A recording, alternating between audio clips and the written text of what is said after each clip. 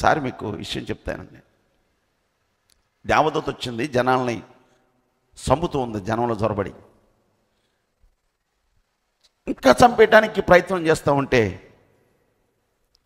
దేవుడు ఏం చెప్పాడు తెలుసా? ఇక చాలు, ఇక చాలు, ఆపు. దేవుడు చెప్పేదాకా చంపుతానే ఉంది, ఇక చాలు. దేవుని సేవకుడు ఏడుస్తున్నాడు, దేవుని సేవకుడు బాధపడుతున్నాడు. అయ్యో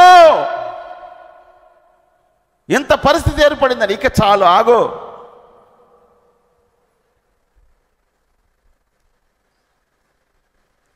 మరణదూత వచ్చి ఆ విధంగా చనిపోతూ ఉంటే ప్రజలు, దేవుని సేవకుడు ఎప్పుడైతే ప్రార్థన చేయటం ప్రారంభించాడో మరణదూత దేవుడికి ఆజ్ఞాపించాడు, నువ్వు ఆగు, చేయితి ఎనికి, నీ చెయ్య ఎనికిది.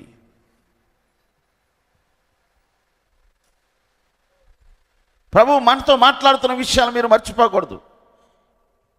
ఇక్కడ ఏం చేశాడంట? 6 నెలలుగా చేసెను, నీళ్లు విభజించబడగా ఇశ్రాయేలీయులు సముద్రం మధ్యన 6 నెలల మీద నడిచిపోయిరి.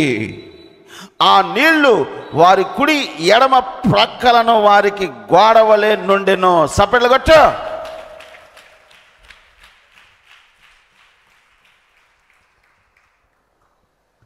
నీళ్లు గోడ, నీళ్లు గోడ. ఈ విషయాన్ని మనం పరిశుద్ధ గ్రంథంలో చదువుకుంటున్నాం. నీళ్ళని గోడ పక్కగా నిలబెట్టి నువ్వు నడుస్తూ ఉంటే నీళ్ళ వైపు చూస్తే నీళ్ళలో మునిగేదానివి. వాళ్ళు నీళ్ళ వైపు చూసారా? అసలు ఎలా? ఇప్పటికీ ఆ సముద్రంలో కొన్ని రథాలు, చక్రాలు ఉన్నాయి, ప్రజెంట్ ఉన్నాయి. సముద్రపు ఆదరణ, సముద్రపు ఈదరణ ఒక గుర్తుగా కూడా ఉంచారు. ఫలానా ప్రాంతంలో ఇజ్రాయెల్ ఇక్కడ దిగారు, అక్కడ ఎక్కారు. ప్రతిదానికి కొన్ని ఆనవాళ్ళు ఉన్నాయి.